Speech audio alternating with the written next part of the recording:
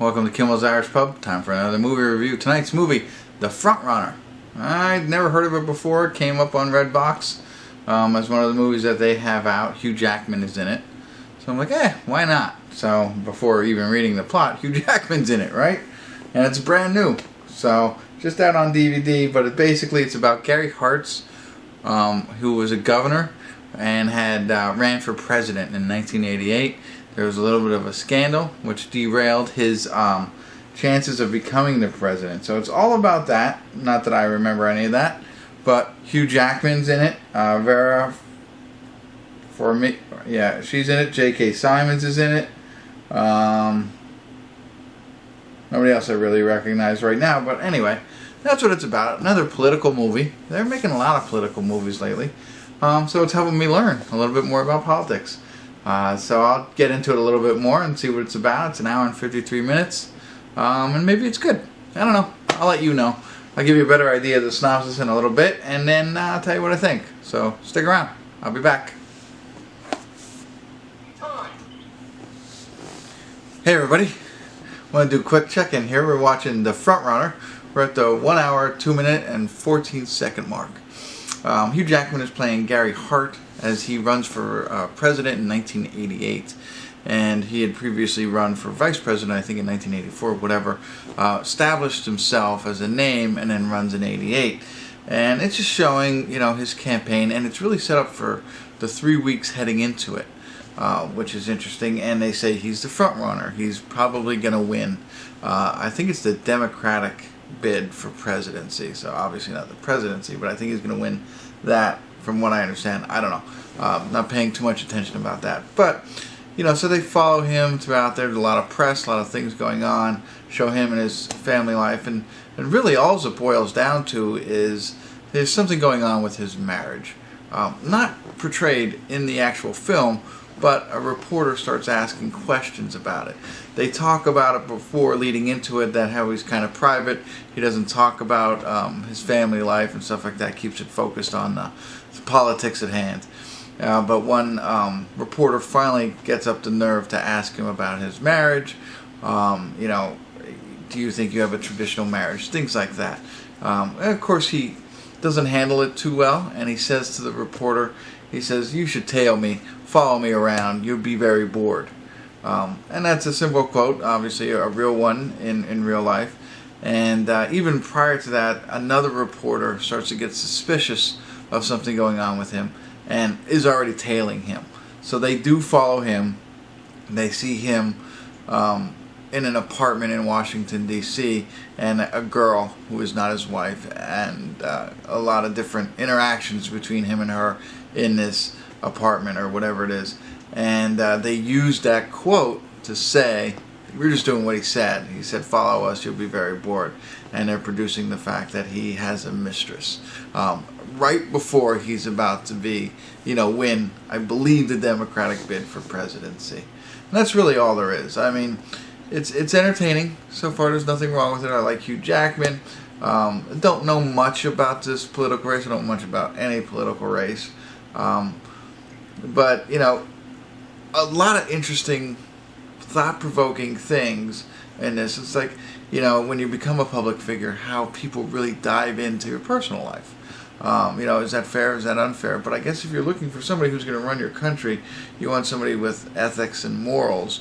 So you kind of don't want him to be womanizing 3 weeks before he's elected the Democratic bid for president, right? So there's that very interesting, that aspect. And then the other aspect is, how can you, as somebody who's trying to become the president, maybe everybody has skeletons in their closets. I understand that, and I'm not saying anything like that, but do you let those skeletons out the third week into your bid for presidency? You know what I mean? Like, can't you resist that temptation for 3 weeks? Again, probably better that he doesn't. We don't hire somebody like this, or vote for somebody like this for the presidency. But, that comes into my mind as you see this. Again, I'm not really talking about the movie. I'm talking about the plot of the movie. But otherwise, I think it's good. I think it's well acted, very political. Try and learn a lot more about politics, and I'm doing it through a movie. So anyway, if you like Hugh Jackman, I think he does a good job so far as playing Gary Hart, as far as I know. And it's entertaining. I love movies based on true stories, even if it's all about politics. So I'll get back to it a little bit more and check in probably at the end, give you my final thoughts. So stick around. Hey everybody, we're at the credits of The Front Runner, and I don't know what else is left to say about it. It was well acted. I liked it. The storyline was pretty good. I mean, it's based on a true story, and they didn't deviate too much. You know, and it still comes back to the questions that I was asking earlier. You know, how can a man in this situation jeopardize everything? This close to becoming president, but also then how can people continue to pry into other people's privacy when you're becoming a public figure like that? And I think that's really the whole point of that, and part of his campaign was the fact that, you know, he should respect other people's privacy. Now, he might have had an underlining agenda on why that was part of his, you know, his campaign, but it still remains the same no matter what. I mean, how much should we pry into their private life? But when you're electing an official that's going to run our country, you know, we want certain type of people to run our country. So you can see that here. So very interesting. I probably knew about this, but never had a vested interest in it, so I was very educational for me. For those of you who are fully aware of this, I'd be interested to see how close to the truth this is, or how far away from the truth this is. If you've never heard of this or anything like that, I think it's an interesting watch. I truly enjoyed it. I did like it a lot, and I don't like politics, as I've said many times. But I'm starting to like movies about politics because it's educational for me. Hugh Jackman, I think, did a great job. They do show some clips of, you know, actual footage from the Gary Hart campaign, you know, things that were going on. Not him so much, but just some of the things that were going on throughout that time. I thought he did a good job. J.K. Simmons did a great job. And that's really all it came down to, I think. Not much else.